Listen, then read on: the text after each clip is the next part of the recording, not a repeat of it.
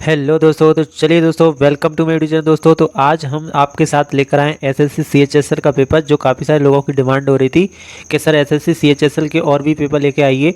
तो ये SSC CHSL का पेपर थर्ड होने वाला है। इसे आप देखिए, काफ़ी सारे लोगों के भी एग्जाम है, इसीलिए पेपर थर्ड में लेकर आया हूँ। और ये जो पेपर होने वाला है वो परीक्षा तिथि 9/3/2023 9 तारीख का पेपर है, 9 मार्च का। ठीक है दोस्तों, फर्स्ट शिफ्ट का पेपर है। जो अभी अभी सीएचएसएल के एग्जाम हुए थे वो वाले एग्जाम है। ठीक है, तो उनसे आपको ये अनुमानित पता चल जाएगा कि अभी किस प्रश्न किस आधार पर प्रश्न पूछ रहा है एसएससी और कैसे प्रश्न पूछेगा। ठीक है, और क्योंकि अभी मार्च में ही पेपर हुए थे तो जो करंट वगैरह के क्वेश्चन पूछे थे वो सेम टू सेम वैसे ही पूछेगा, और लगभग हो सकता है इन्हीं पेपरों से आपको एक आध दो क्वेश्चन देखने को मिल जाए दोस्तों।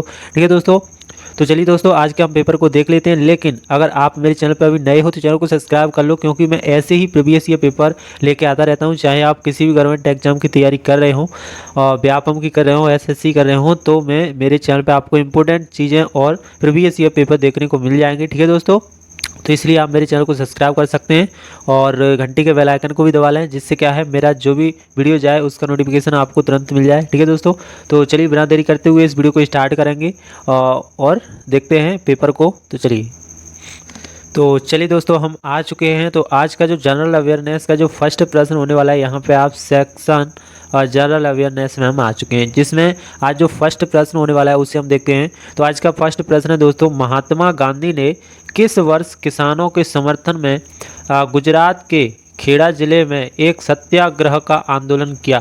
गुजरात का जो खेड़ा जिला है दोस्तों, वहाँ पे किस सत्याग्रह का आयोजन एक सत्याग्रह का आयोजन किया था? वो कब किया था दोस्तों? किस वर्ष पूछ रहा है, वो किस वर्ष किसान के समर्थन में गुजरात के खेड़ा जिले में एक सत्याग्रह आयोजन किया था? वो कब किया था, किस वर्ष किया था? तो वो किया था 1918 में दोस्तों, यहाँ पे किया था। ठीक है दोस्तों, इस तरीके का प्रश्न एसएससी पूछता है। ठीक है दोस्तों, आगे चलते हैं। आगे नेक्स्ट सेकंड प्रश्न को हम देख लेते हैं। जो सेकंड प्रश्न होने वाला है काफ़ी इंपोर्टेंट प्रश्न है, ये फिर से रिपीट हो सकता है कि निम्नलिखित में से किस शहर ने 2022 में लगातार 6वीं बार भारत के सबसे स्वच्छ शहर का पुरस्कार जीता है? ये कौन सा भी एग्जाम हो उसमें ये पेपर उसमें ये क्वेश्चन आता है। ये बहुत इंपॉर्टेंट क्वेश्चन है कि 2022 में लगातार 6वीं बार भारत के सबसे स्वच्छ शहर का पुरस्कार जीतने वाला इंदौर जिला है, वो इंदौर है यहाँ पे।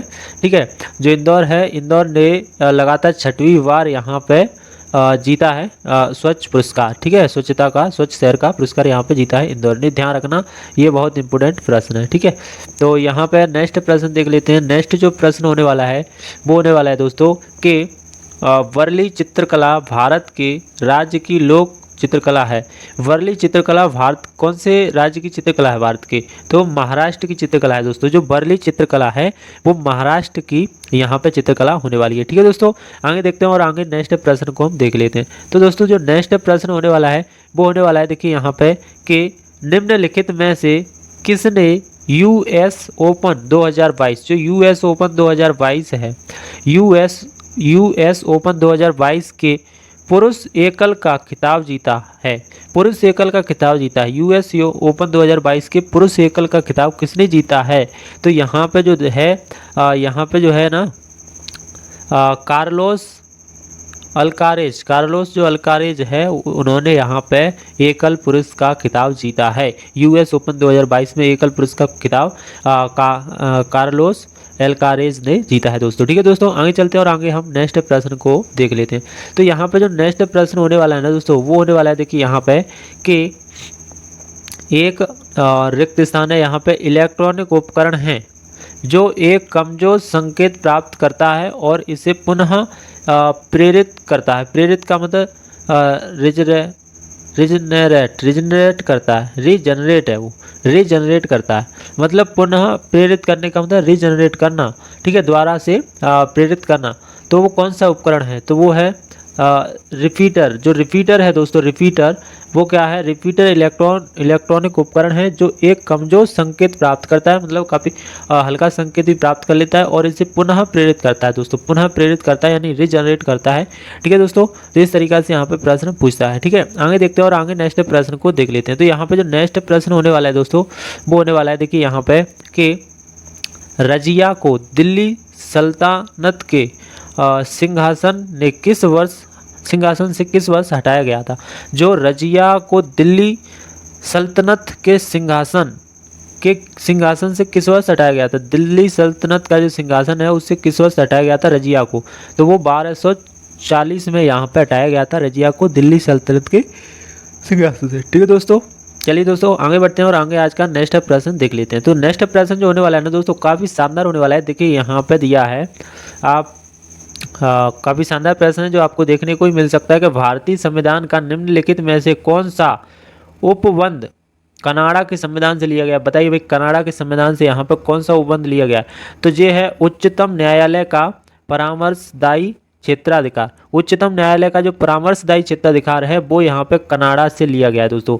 और आप बताइए कि अमेरिका से क्या लिया गया है और रूस के संविधान से क्या लिया गया है, ये भी आपको ध्यान रखना है और मुझे कमेंटों में लिख के बताना है। ठीक है, तो इस तरीक़ा से आप इस संविधान से कुछ प्रश्न हैं उनको आप जरूर पढ़ के जाना है। नेक्स्ट प्रश्न हम देख लेते हैं। देखो संविधान से तो एसएससी में प्रश्न बनता ही है, संविधान तो एसएससी छोड़ ही नहीं सकता भाई, संविधान को आप जरूर करके ले जाएं। संविधान के अनुच्छेद, संविधान के भाग और सबको करके ले जाओगे ना तो आपका जरूर 1-2 नंबर तो बन जाएगा। ठीक है, तो यहाँ पे देखिए कर्नाटक संगीत रिक्त स्थान तक ही सीमित है। जो कर्नाटक संगीत है वो कहाँ तक ही सीमित है? तो कर्नाटक संगीत कर्नाटक, आंध्र प्रदेश, तमिलनाडु और केरल तक ही सीमित है। ठीक है, आप ध्यान रखना, कर्नाटक जो संगीत है, कर्नाटक संगीत है, कर्नाटक वो कहाँ तक सीमित है? तो कर्नाटक में चलता है वो, आंध्र प्रदेश में, तमिलनाडु और केरल में, उसके बाद नहीं चलता। ठीक है दोस्तों, ध्यान रखना। आगे चलते हैं। नेक्स्ट प्रश्न यहाँ पे जो दिया गया है वो दिया गया, देखिए यहाँ पे कि मिश्रण के संदर्भ में निम्नलिखित में से कौन सा कथन सही नहीं है? तो यहाँ पे मिश्रण के संदर्भ में निम्नलिखित में से कौन सा कथन सही नहीं है मिश्रण के संबंध? तो यहाँ पे कोलाइड एक विषमांगी मिश्रण है जिसके कणों का आकार बड़ा होता है। यहाँ पे कौन सा सही नहीं है वो देखना है। देखो ये सही नहीं है। और देखिए इन्हें देखिए, विलयन के बड़े अवयव को विलायक कहते हैं। ठीक है, विलयन के जो बड़ा अवयव होता है, जो बड़ी मात्रा में होता है, उसे विलायक कहते हैं। विलयन के छोटे अवयव को विलय कहते हैं, जो कम मात्रा में उड़ जाता है वो उसे विलय कहते हैं। विलयन 2 या 2 से अधिक पदार्थों का सममांगी मिश्रण होता है। सब तीनों सही हैं, सटीक हैं, लेकिन कोलाइड एक विषमांगी मिश्रण है जिसके कण का आकार बड़ा होता है। इस तरीके का यहाँ पर ये नहीं हो सकता। ठीक है, तो इस तरीके से यहाँ पर प्रश्न आपको पूछता है, कभी वैसे ज़्यादा टफ नहीं पूछता है लेकिन कंफ्यूजिंग पूछता है, ध्यान रखना। ठीक है, तो देखिए यहाँ पे जो नेक्स्ट प्रश्न है वो है कि फीफा महिला विश्व कप, जो फीफा महिला विश्व कप 2023 मेजबानी कौन सा देश करेगा? फीफा महिला वर्ल्ड विश्व कप जो है उसकी मेजबानी कौन सा देश इस बार करेगा 2023 में? तो वो करेगा दोस्तों ऑस्ट्रेलिया और न्यूजीलैंड।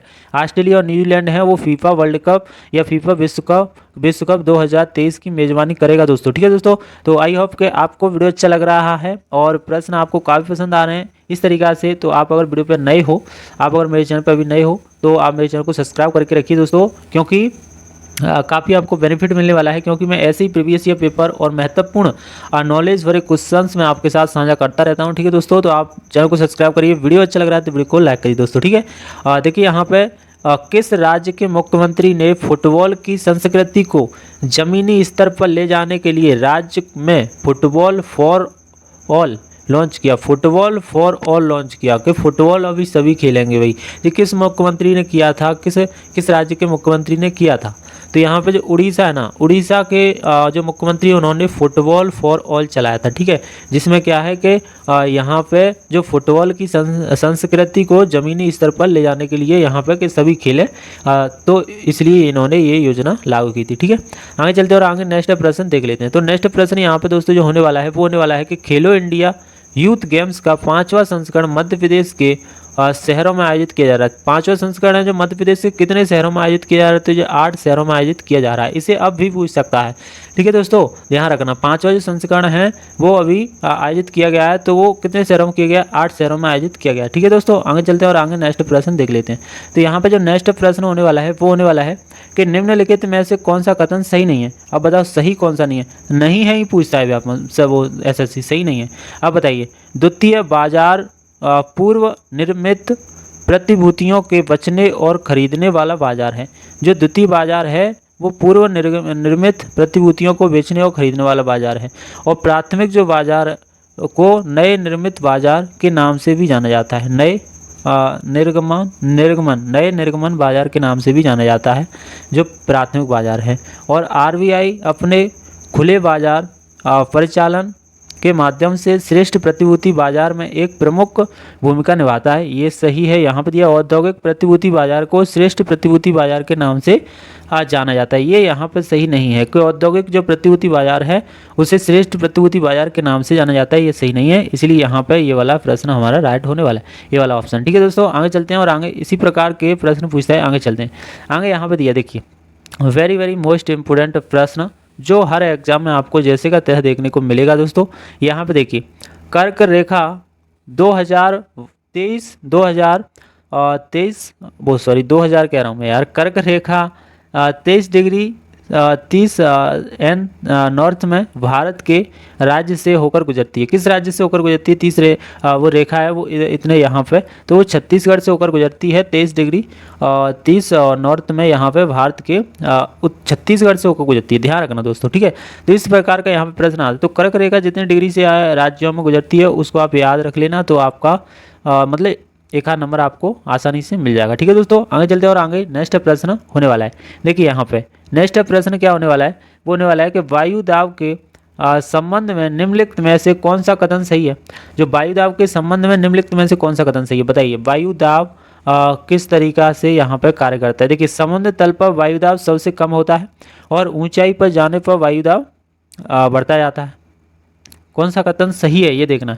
तो ये सही है क्या, बताओ। समुद्र तल पर वायु दाब सबसे कम होता है और ऊंचाई पर जाने पर बढ़ता जाता है, ये गलत है। ठीक है दोस्तों, उल्टा कर दिया है।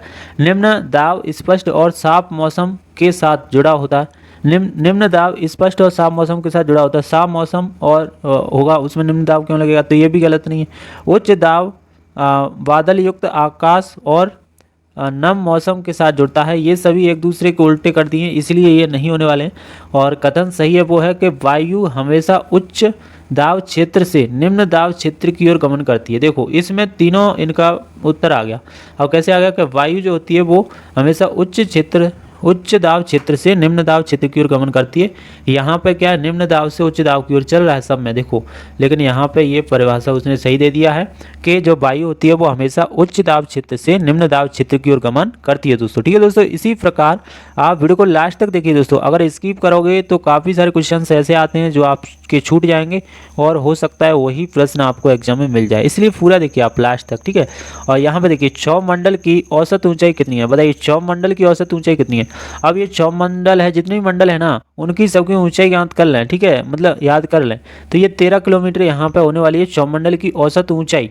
ठीक है, ध्यान रखना। आगे चलते हैं, आगे यहाँ पे देखने वाले हैं नेक्स्ट प्रश्न। तो नेक्स्ट प्रश्न जो होने वाला है दोस्तों वो होने वाला है देखिए कि दिनोदर पहाड़ियाँ जो हैं या गिनोदर जो पहाड़ियाँ हैं वो किस दिनोदर पहाड़ियाँ किस भारतीय राज्य या केंद्र शासित प्रदेश में स्थित हैं, बताइए।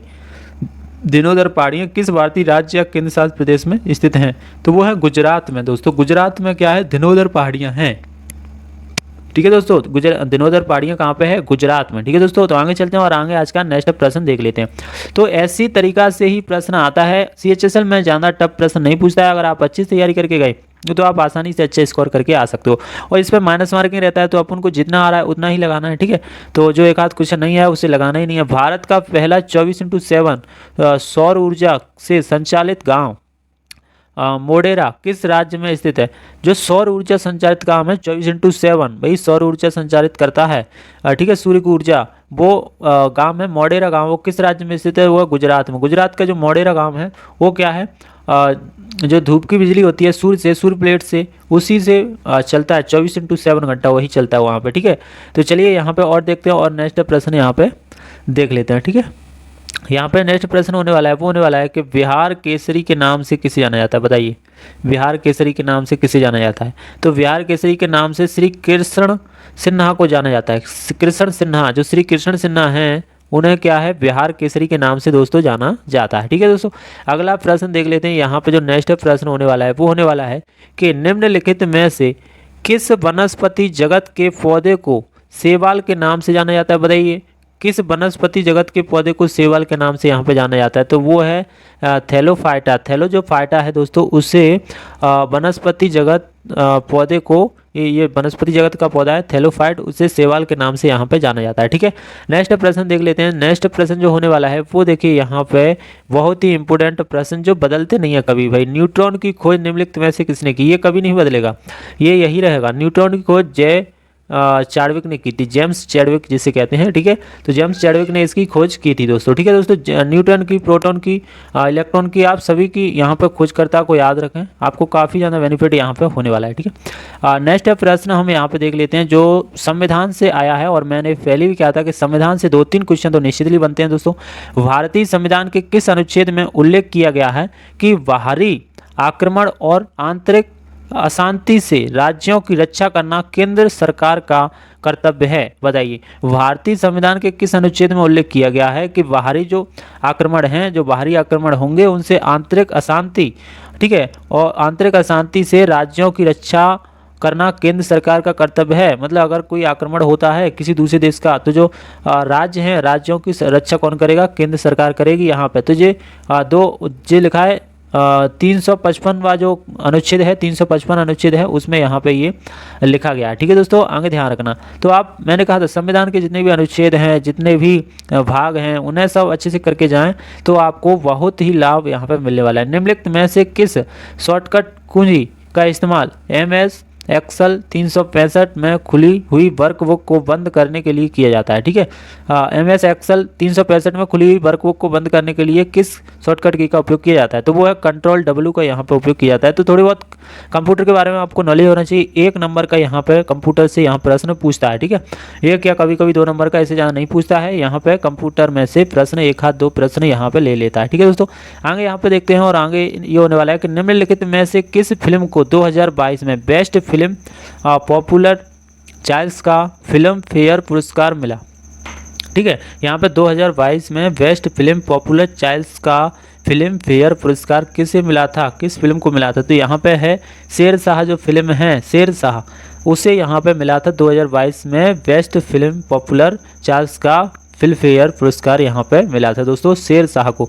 तो दोस्तों आज के 25 प्रश्न आते हैं दोस्तों पेपर में, और 25 प्रश्न हमने देखे, तो आप बताना कि किस लेवल का यहाँ पे हमें लगा कि SSC किस लेवल के प्रश्न पूछता है। तो और कुछ एड ऑन हुआ हो आपके अंदर, कुछ अगर मतलब जिज्ञासा हुई हो, या कुछ ऐसा लगा हो कि अब बहुत अच्छा लग रहा है मेरे को, अब मैं अच्छे से अच्छा करके आ सकता हूँ, तो मेरे को ज़रूर आप कमेंट में बताएं। ठीक है दोस्तों, आप बहुत अच्छा करके आ सकते हो, सिर्फ और सिर्फ आपको मेहनत करना है, ध्यान देना है दोस्तों। और आपकी मेहनत को साकार बनाने के लिए दोस्तों मैं प्रीवियस ईयर पेपर यहाँ पे लेके आता रहता हूँ। और मैं एक और बात आपको बता दूँ, आपको अगर MD और CEO, जो CEO हैं, वो CEO अगर मालूम नहीं है, हर एग्ज़ाम में, हर पेपर में CEO पूछता है, चाहे वो किसी लेवल का एग्जाम हो, चाहे SSC ले, चाहे व्यापम ले, चाहे UPSC ले, किसी लेवल में ले रहा है, तो जो न्यू CEO अपॉइंट हुए हैं विश्व भर में या अपने भारत में, न्यू CEO हैं, MD या अध्यक्ष जो बने हैं, उन्हें वो जरूर पूछता है। तो मैं नेक्स्ट वीडियो CEO के ऊपर लेने वाला हूं कि जो परीक्षा के लिए इंपॉर्टेंट CEO हैं, जो अभी अभी नियुक्त हुए हैं, वो मैं आपको बताने वाला हूं। काफ़ी अच्छे तरीके से यहाँ पे अपन क्लास में पढ़ेंगे। इसलिए अगर आपने CEO वाली क्लास को देखना है, तो आपने अगर आप मेरे चैनल को सब्सक्राइब नहीं किया, सब्सक्राइब करिए, घंटी के बेल आइकन को भी प्रेस कर लेना, जिससे ना मैं CEO का जैसे ही वीडियो डालूंगा तो आप उसे देख सको अच्छे से। और उसे देखना, अगर आप SSC का एग्जाम देने जा रहे हो, व्यापम का एग्जाम देने जा रहे हो, मतलब एडॉन आपको कच्चू का भी एग्जाम देना है, तो आप यहाँ पे उस वाली वीडियो को देखना है जिसमें मैं CEO बताए हैं, जो अभी अभी जो नियुक्त हुए हैं CEO, वो सारे CEO मैंने कवर किए हैं, चाहे वो भारत के हों, चाहे वो विश्व के हों, सभी मैंने CEO यहाँ पे कवर किए जो इंपॉर्टेंट हैं। और देखिए, कुछ भी एग्जाम हो, SSC भी यहाँ पे आपको भारत के नहीं पूछेगा, विश्व में जो हुआ है उसे भी पूछता है, तो विश्व में जो है वो भी मैंने कवर किया। ठीक है दोस्तों, तो आज के लिए इतना ही दोस्तों, फिर मिलेंगे नेक्स्ट CEO मैं लेकर आने वाला हूँ उस वीडियो में। ठीक है, तब तक के लिए आप इंतजार करिए, और वीडियो अच्छा लगा वीडियो को लाइक करिए, चैनल को सब्सक्राइब करिए। चलते मिलते हैं, तब तक के लिए बाय बाय, टेक केयर। फिर मिलेंगे ऐसी किसी नेक्स्ट वीडियो में, CEO वाली वीडियो में। ठीक है दोस्तों, चलिए।